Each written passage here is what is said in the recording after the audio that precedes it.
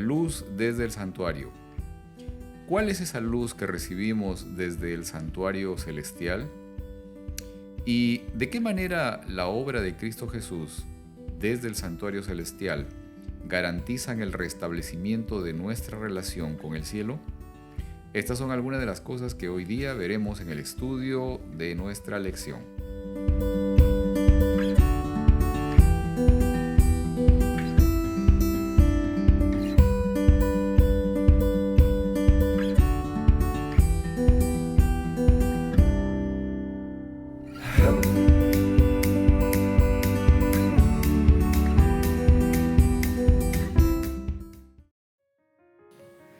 Hola, bienvenidos a este momento de estudio de la lección de escuela sabática. Hola Heriberto. Hola Pedro. Nuevamente para otro estudio, ¿listos? Listos para otro estudio, sí. Qué bueno. ¿Y qué tal si empezamos con una oración? Claro que sí, vamos a orar. Okay. Señor, gracias te damos por estar aquí, darnos la oportunidad de poder estudiar tu palabra.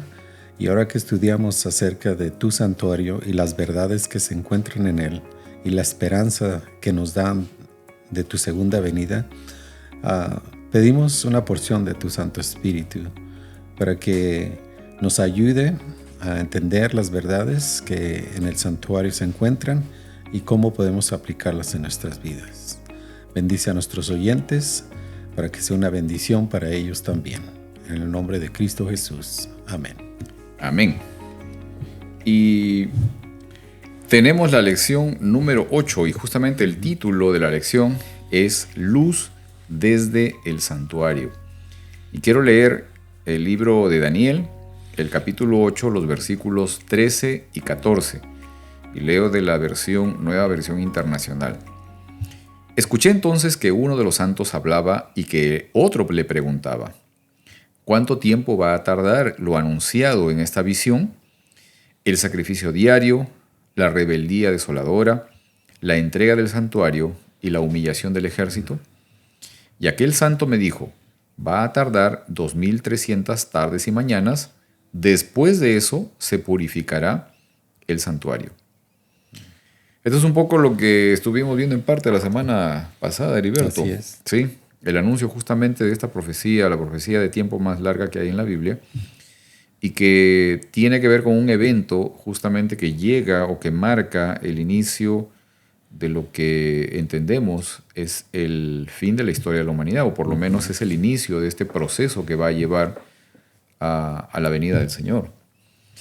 La profecía de las 2300 tardes y mañanas, y como decía, esta profecía, lo mencionaba la semana anterior, detalla algunos eventos que ocurrieron durante estos años, ¿no? Durante los años en los cuales transcurre, digamos, o señala esta profecía, ¿no? Desde, por ejemplo, la llegada del Mesías, la crucifixión del Señor, el apedreamiento de Esteban, el surgimiento de un movimiento, un poder religioso que dominaría el mundo por más de 1200 años, el inicio de un juicio, de un proceso expiatorio, ¿no? De eliminación de pecados, en fin. Todos estos elementos, todas estas condiciones que fueron ocurriendo a lo largo del tiempo están señalados también por esta profecía. Y más allá de, digamos, tener o de ser parte de una condición de anuncio, de señalar tiempos y de conocer eventos que ocurrirían, en realidad esta profecía tiene el propósito de ser un elemento de motivación y de esperanza, sobre todo, para nosotros en el presente. Ahora, quiero leer del libro de Apocalipsis, el capítulo 11, el versículo 19. Leo de la nueva versión internacional. Entonces se abrió en el cielo el templo de Dios. Allí se vio el arca de su pacto y hubo relámpagos, estruendos, truenos, un terremoto y una fuerte granizada. Es interesante esto, Heriberto, fíjate, porque, o sea, en la visión Juan llega a ver que se abre, dice, el templo del Señor, y que él llega a ver el arca, ¿no? El arca del pacto.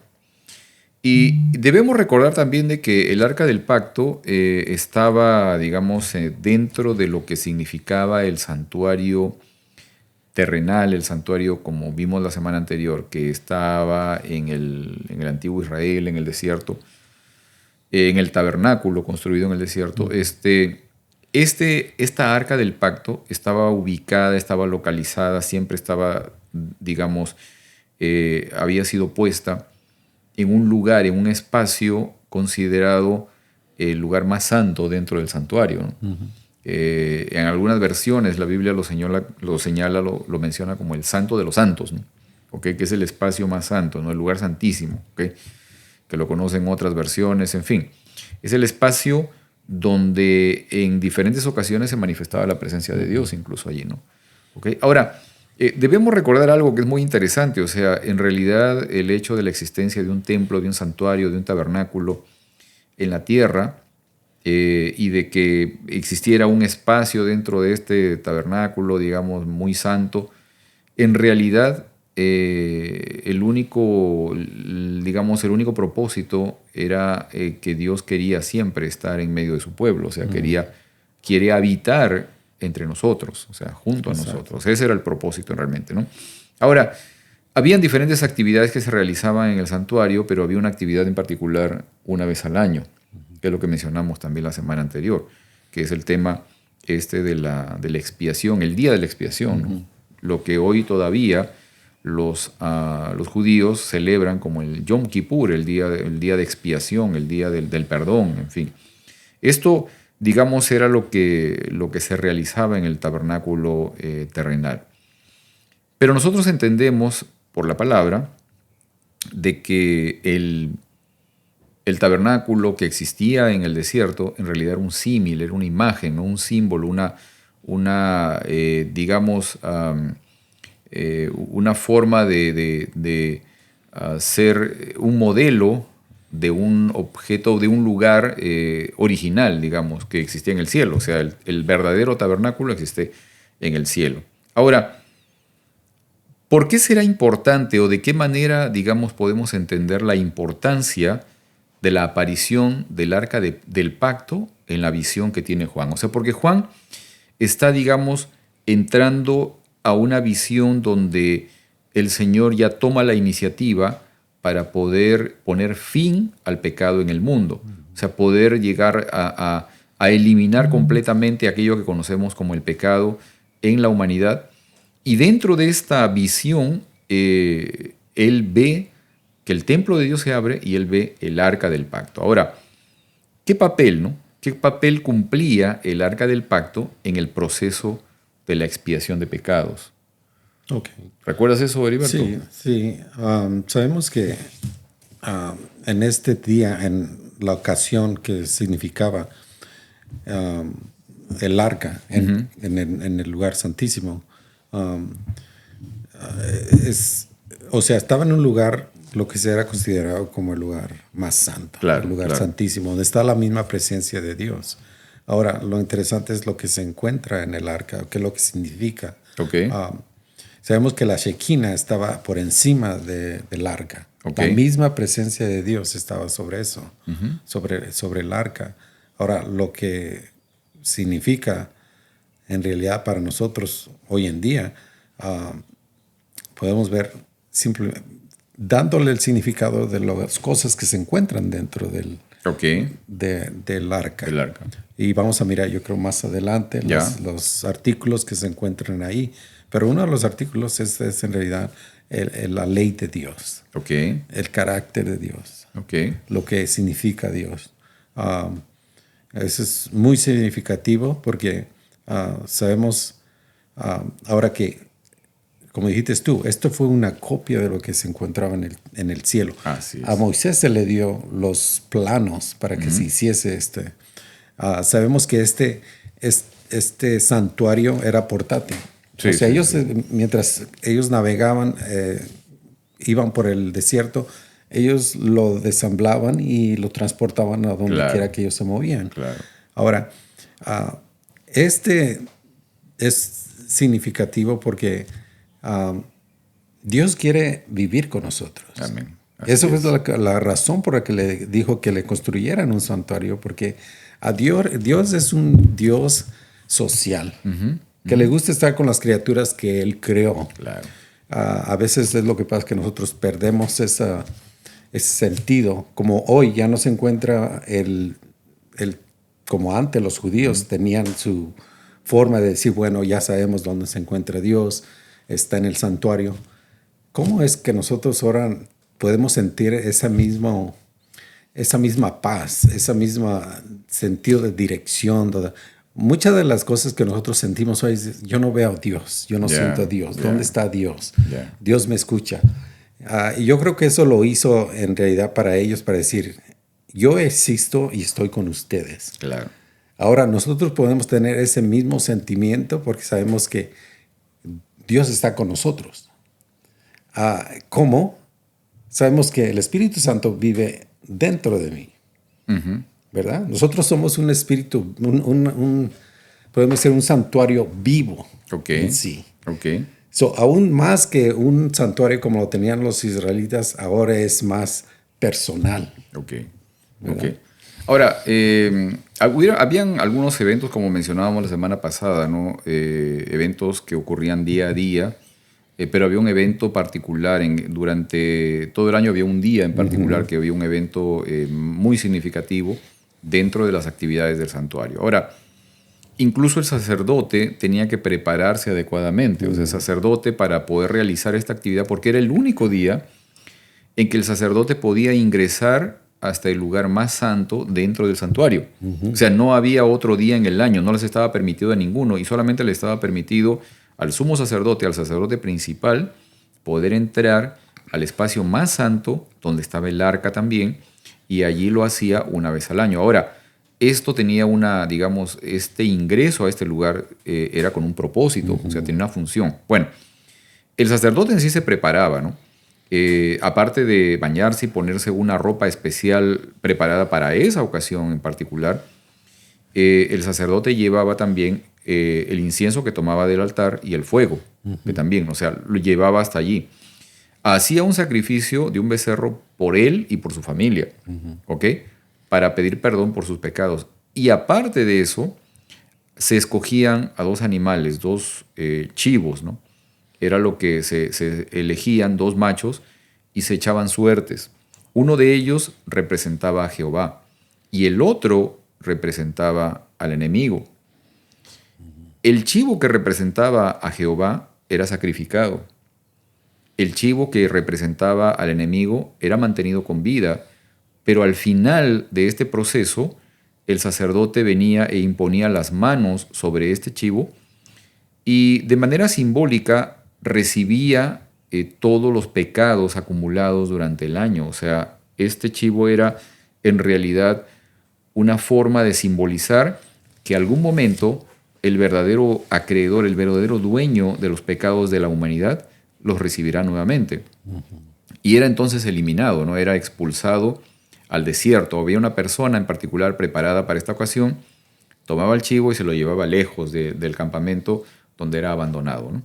Este chivo. Ahora, lo interesante es de que el animal, el chivo que representaba a Jehová, que era sacrificado, su sangre era llevada hasta el lugar santísimo, incluso, y era colocada también sobre esta parte donde tú mencionas que estaba la Shekinah, ¿no? Que en realidad era toda una tapa primero, o sea, había una tapa que cubría el arca, que era el propiciatorio.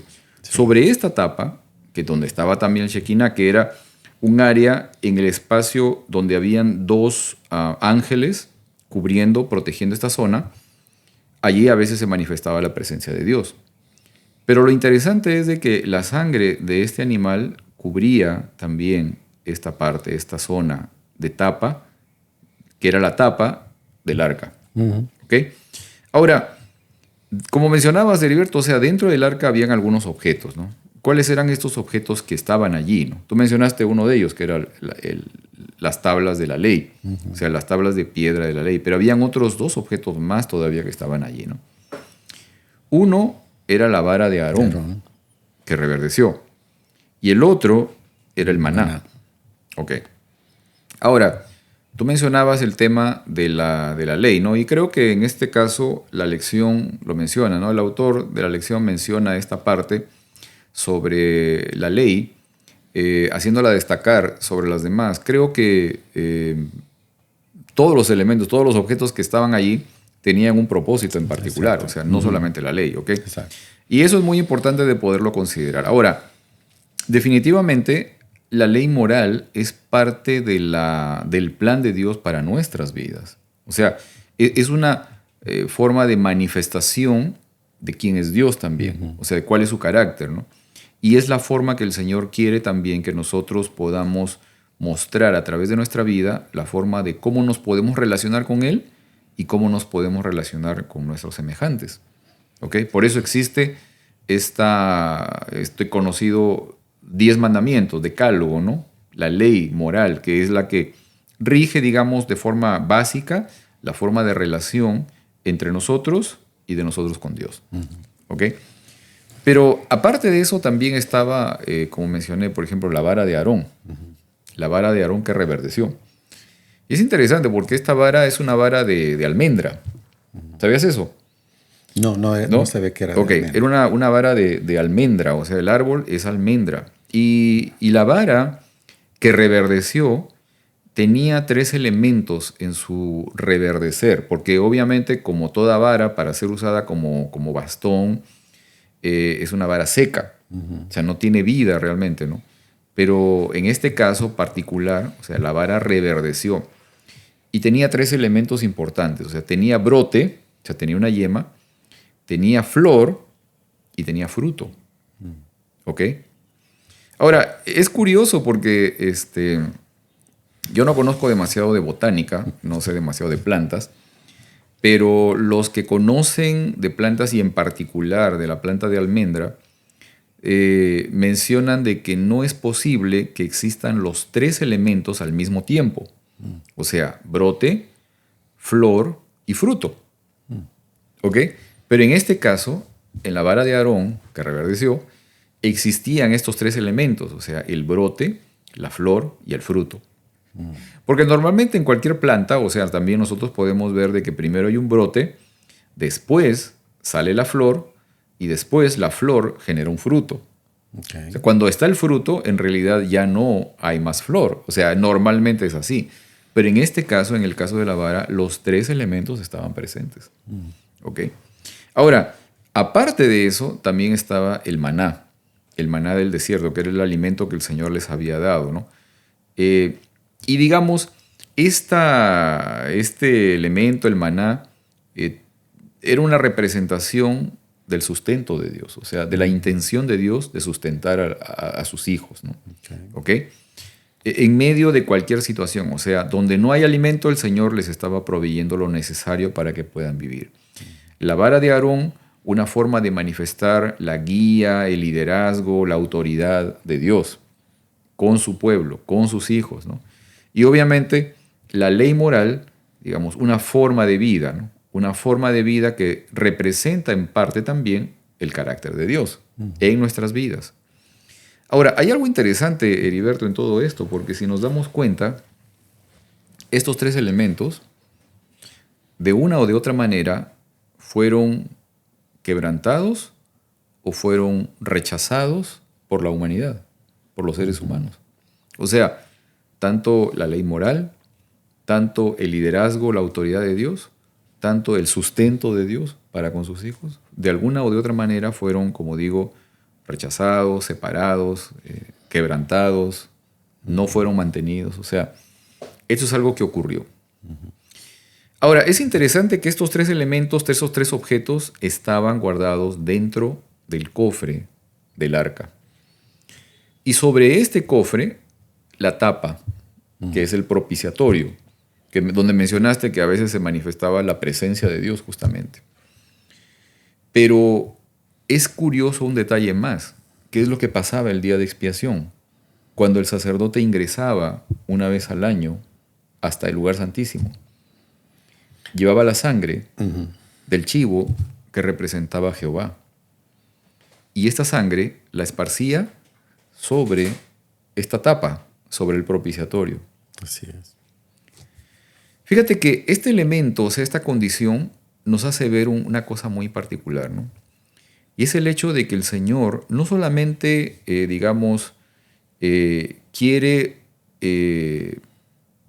entregarse por nosotros, sino de que al mismo tiempo cubre completamente nuestras faltas por sí mismo. Pero además con su sacrificio, o sea, porque su sangre es puesta también sobre la misma tapa del arca, con su sangre llega a cubrir completamente nuestros pecados, nuestras culpas, y nos limpia. Es interesante esto, ¿no? Cuando estuve, reparando en todo este tema, en todo este proceso, pude ver de cuáles también, dentro de algunos otros aspectos que probablemente algunos de ustedes pueden haber encontrado en sus estudios también, Heriberto, respecto de la importancia de la presencia del arca en este proceso de expiación, o sea, en este proceso de perdón de pecados por el hecho de reemplazo, ¿no?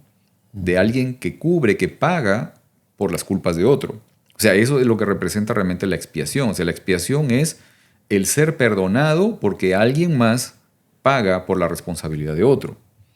En este caso, es Dios mismo con su sangre quien cubre las faltas de la humanidad, que están dentro de esa arca, ¿no? No son eliminadas totalmente, están allí, pero están cubiertas justamente por el amor de Dios, por la gracia y la justicia de Dios.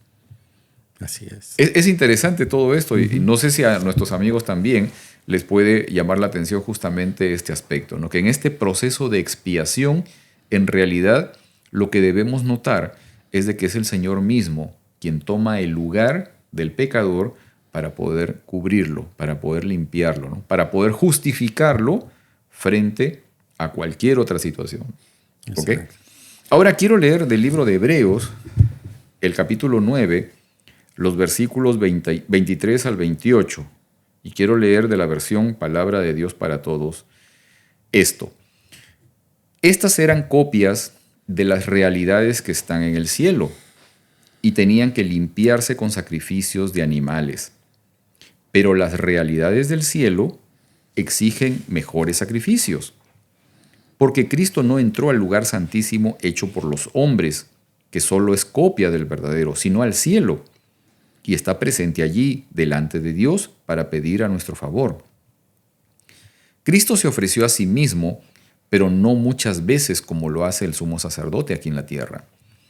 El sumo sacerdote entra al lugar santísimo una vez al año para ofrecer sangre ajena. Si fuera así con Cristo, habría tenido que sacrificarse muchas veces desde que se creó el mundo, pero Él vino en estos últimos tiempos y se ofreció de una vez por todas, sacrificándose a sí mismo para acabar así con el pecado. Todos los seres humanos morirán una sola vez y después vendrá el juicio. También Cristo se sacrificó una sola vez para perdonar los pecados de muchos. Él vendrá por segunda vez, pero ya no para ofrecerse por los pecados de la gente, sino para salvar a los que esperan su venida.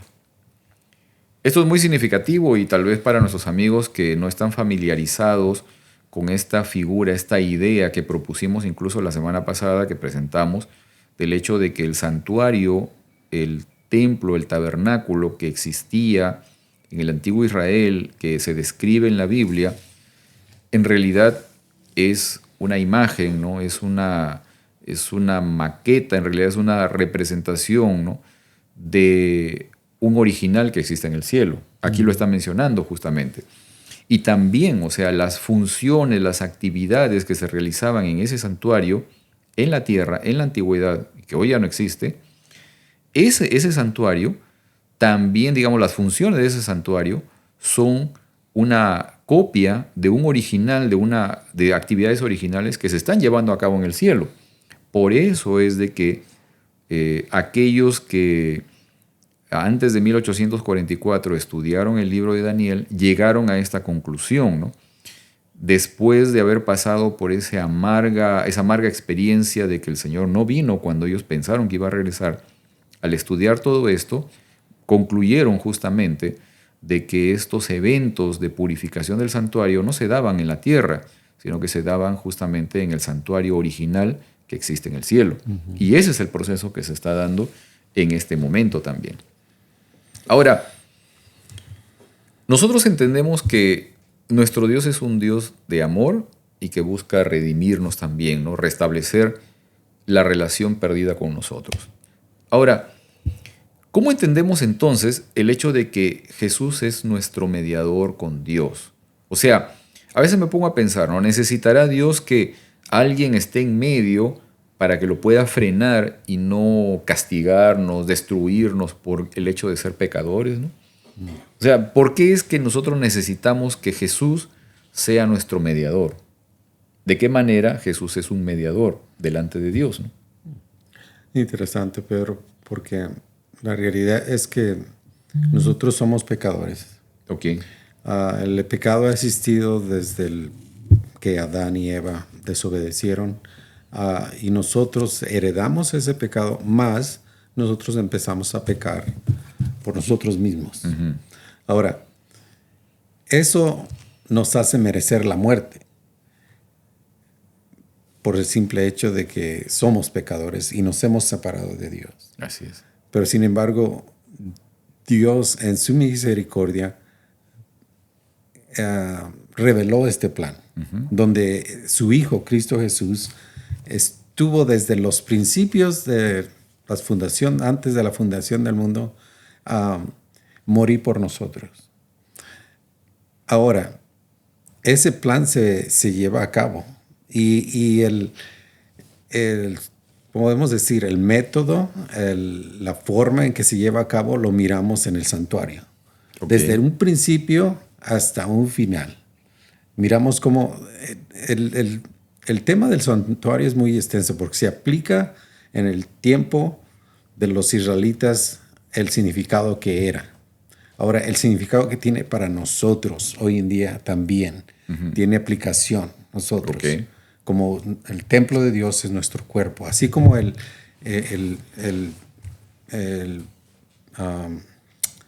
maestro, el sacerdote entraba y se tenía que purificar antes de entrar. Todo eso aplica para nosotros. Nosotros tenemos que purificarnos también, okay, para poder presentarnos delante de Dios. Ajá. Ahora, eso tiene aplicación también en el cielo, porque todo lo que ocurre en el cielo ocurre en la tierra también. O sea, esta aplicación de que Jesús está en el cielo es una cosa, algo que muchas personas no entienden o no quieren tampoco entender, de que existe en realidad un santuario en el cielo real, donde Dios, el Padre y el Hijo y toda su creación, los ángeles, existen y están allí, y el santuario es el centro para ellos del universo. Okay. Ahora, lo que ocurre allí es, las personas muchas veces no entienden, pero ¿cómo puede haber pecado? ¿Por qué tiene que ser purificado el santuario en el cielo? ¿Cómo es que llegó el pecado dentro del santuario en el cielo? No puede haber pecado. O sea, todas estas preguntas son... ¿Qué significa esa purificación? ¿Qué significan? ¿Cómo se purificó? Ok. Ahora, es interesante esto, ¿no? Porque en realidad este proceso de purificación del santuario en el cielo, lo que realmente está expresando es este proceso por el cual los pecados de la humanidad, digamos, son transportados, son transferidos a los méritos de Cristo en primer lugar, y de allí pasan a su verdadero, o deben pasar a su verdadero acreedor, o sea, a su verdadero dueño. Ahora, es interesante esto, ¿no? Porque cuando mencionamos el hecho de que, de qué manera, o sea, por qué razón Jesús es el mediador, ¿no? Delante de Dios, etcétera, etcétera. Tal vez algunos podemos imaginar el hecho de que Dios es un ser que está buscando o esperando el momento de nuestro error para castigarnos, para azotarnos, para destruirnos, ¿no? Pero no es así, o sea, y en realidad Dios no necesita ningún mediador para extendernos su amor a nosotros. O sea, eso está garantizado. En realidad, en lo que significa el contexto del gran conflicto, de la acusación contra el carácter de Dios y el gobierno de Dios, esta mediación en realidad se da delante de un tribunal, delante de un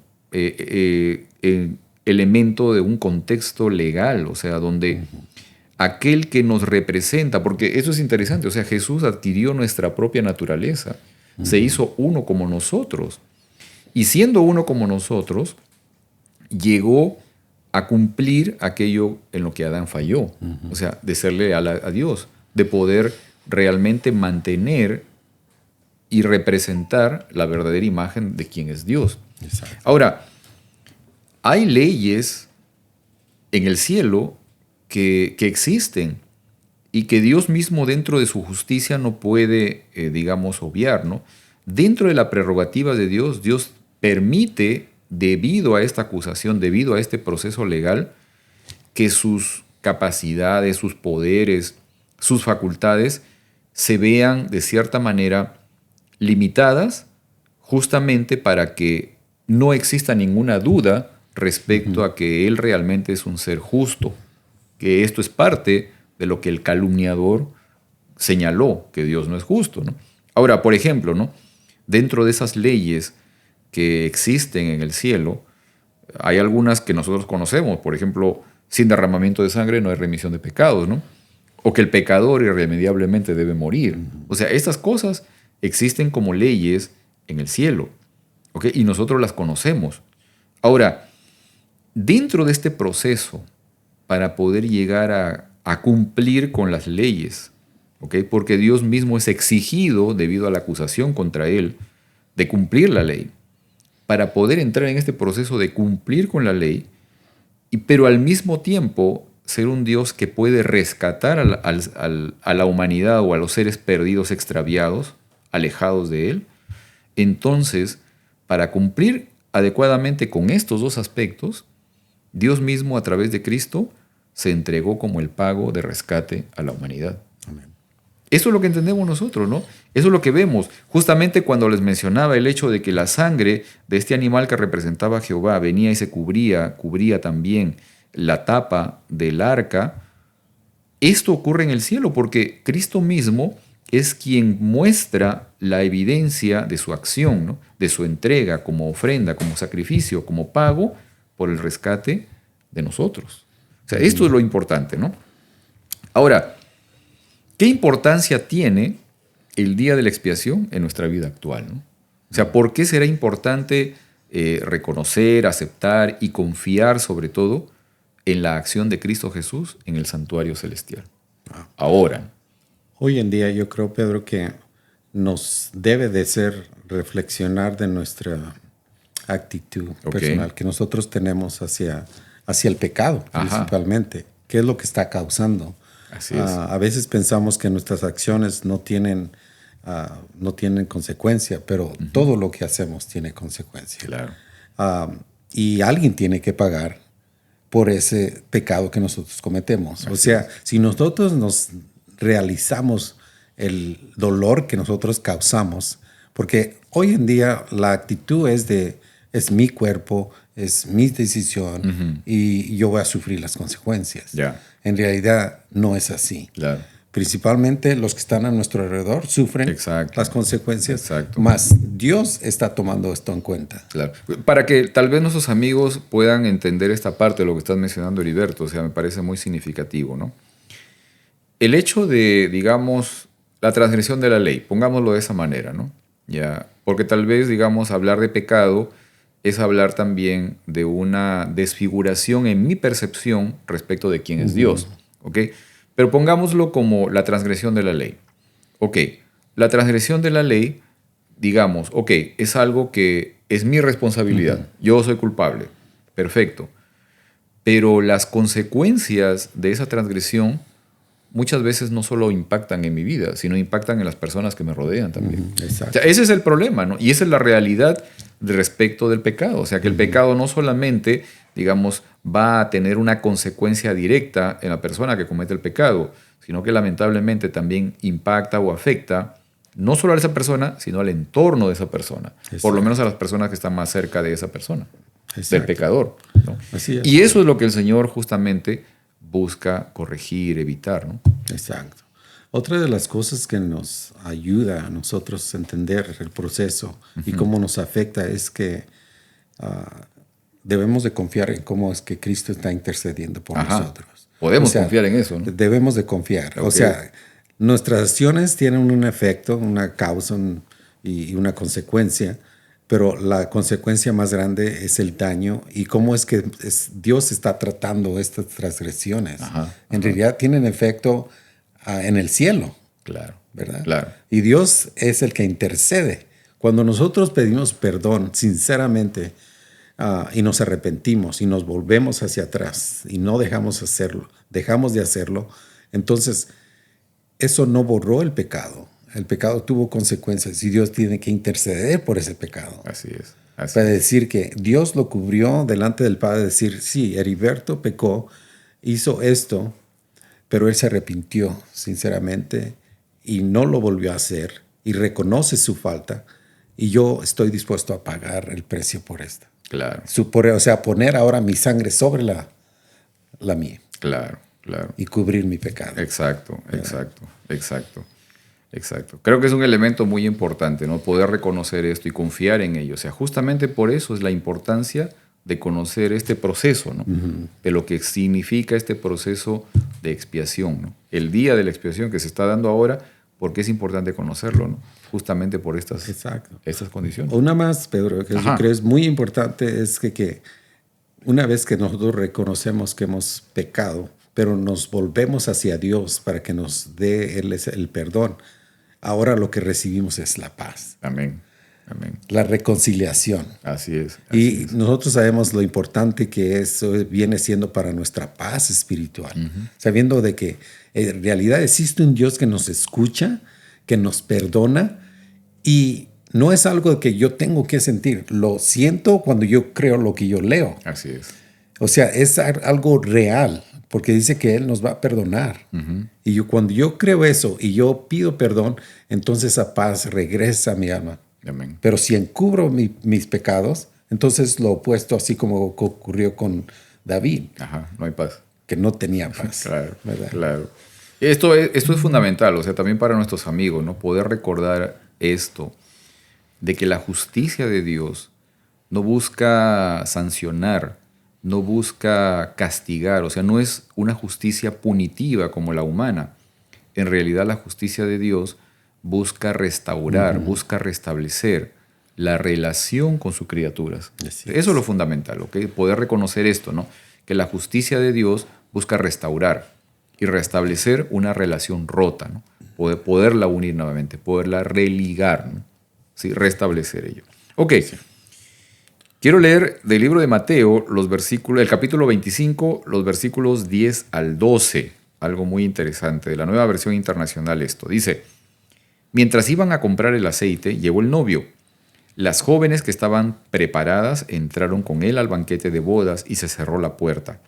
Después llegaron también las otras. Señor, Señor, decían, ábrenos. Les aseguro que no las conozco, respondió él. Esto es parte de lo que nosotros conocemos como la parábola de las 10 vírgenes, ¿ok?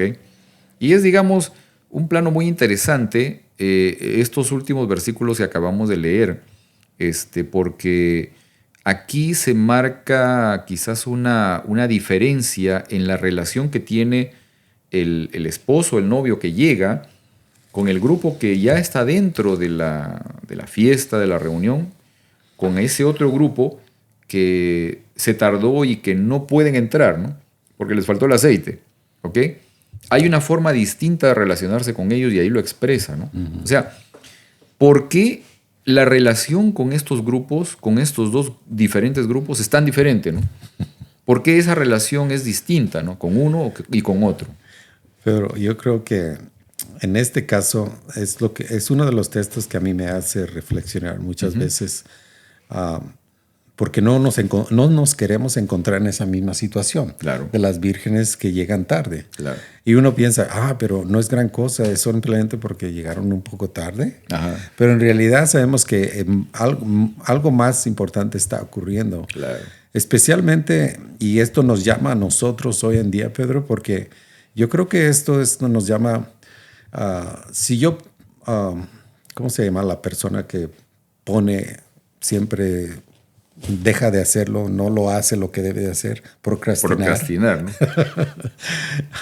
Hay personas que procrastinan en todo y yo creo que en esto no debemos de procrastinar.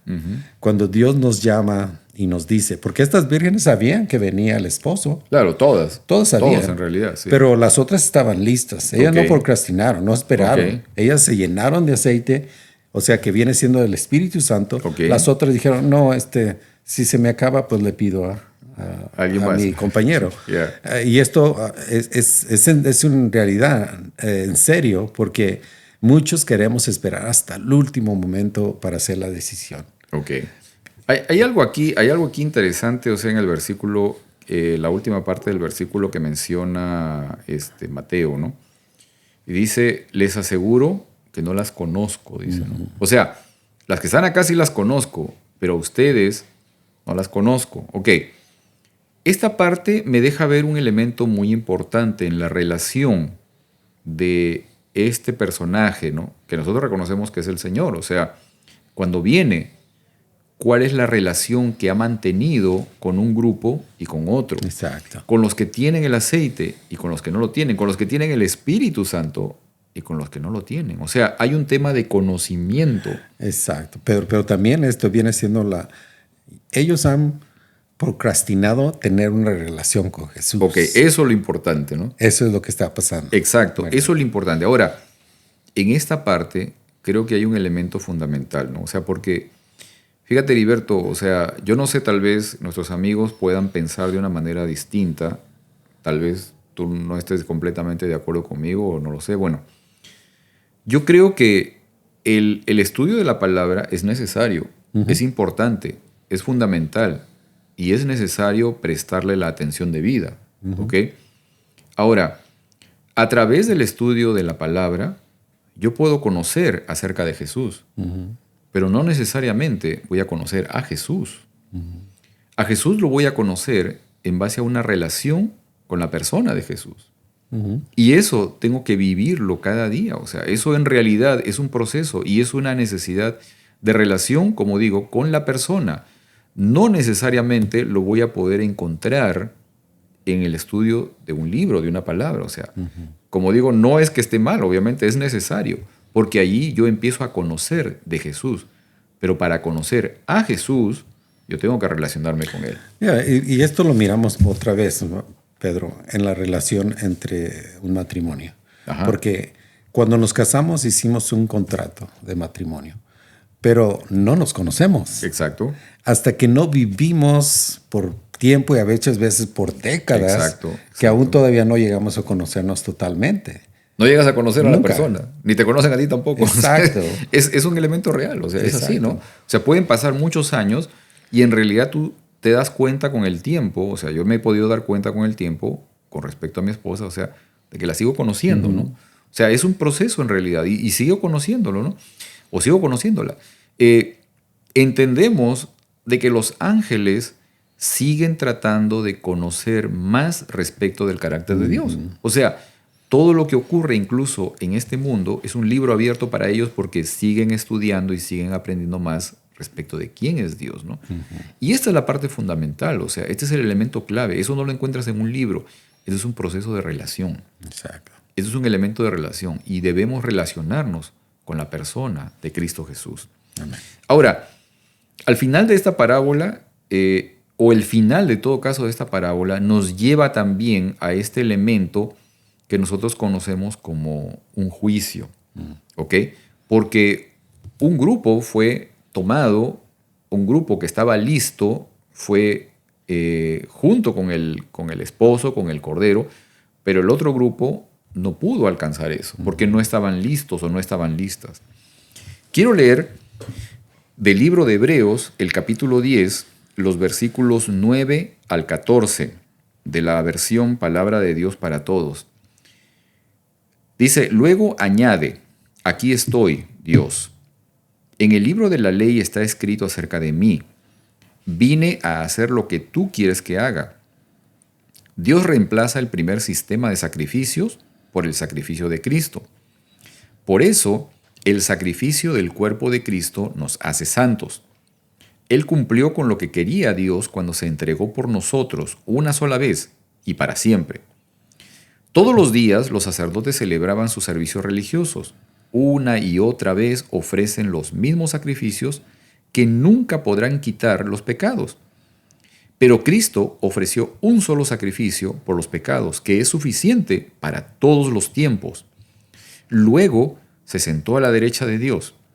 Ahora Cristo está esperando que Dios ponga a sus enemigos bajo su poder. Con una sola ofrenda, Cristo ha hecho perfectos a los que Él purifica. Es fundamental esto, y digo, es elemental, ¿no? Esta parte de la relación que existe entre la muerte de Cristo Jesús en la cruz y su intercesión en el santuario. O sea, Él mismo es la ofrenda, no es lo que estábamos comentando desde la semana anterior, ¿no? Él mismo es la ofrenda que se entregó para poder cubrir el pecado de la humanidad. Él mismo justifica, ¿sí? Él mismo paga, pero ahora Él mismo también ministra. O sea, Él mismo es el sacerdote. Exacto. ¿Ok? Pienso que tenemos las condiciones aseguradas para poder tener éxito en todo esto. Ahora, dentro de todo esto, en el versículo 14 que acabo de leer, el último versículo, Hebreos 10:14, se menciona esto, dice, porque con un solo sacrificio ha perfeccionado para siempre a los que han sido santificados. ¿Qué significa, Heriberto, para ti vivir como persona hecha perfecta en Cristo, ¿no? ¿Cómo te anima saber que Jesús haya hecho el sacrificio perfecto y que su obra esté terminada y sea perfecta para siempre? Wow. Pues esto primeramente nos trae esperanza. Amén. No solamente esperanza, pero refuerza mi fe. Amén. Seguridad, ¿no? Seguridad, Amén. lo que he creído. Amén. Y yo creo que esto lo aplicamos también en nuestra vida matrimonial, Pedro, porque después de cierto tiempo las parejas tienden a renovar su pacto, ¿no es así? Así es. Y yo creo que con la muerte de Jesús eso es lo que hizo, renovó ese pacto que había sido establecido desde un principio. Ajá. Amén. Y que así sea. Exacto. Y que así sea también con nuestros amigos que nos están acompañando en esta ocasión. ¿Qué tal si oramos entonces para poder terminar con el estudio de nuestra lección hoy? Ok, vamos a orar. Gracias te damos, Señor, por tu bendición, por tu cuidado, por tu presencia, por la oportunidad de poder ser limpios de toda maldad. Gracias a ti, Señor. Gracias a tus méritos. Gracias a tu sacrificio y a la ofrenda hecha, entregada a través de Cristo Jesús. Gracias, Señor, por ello y porque tenemos hoy la esperanza y la seguridad del triunfo asegurado junto a ti. Bendícenos, Señor. Bendice a nuestros amigos también que nos acompañan en esta ocasión. Bendice sus hogares, sus familias. Suple sus necesidades, Señor. Y también permíteles conocerte cada día más. Te lo pedimos por Cristo Jesús. Amén. Amén. Muy bien. Nos vemos entonces la próxima semana, amigos. Nos vemos la próxima semana, Heriberto. Con la gracia de Dios, aquí estaremos, Pedro. Que así sea entonces. Nos vemos la próxima semana, amigos. Hasta luego.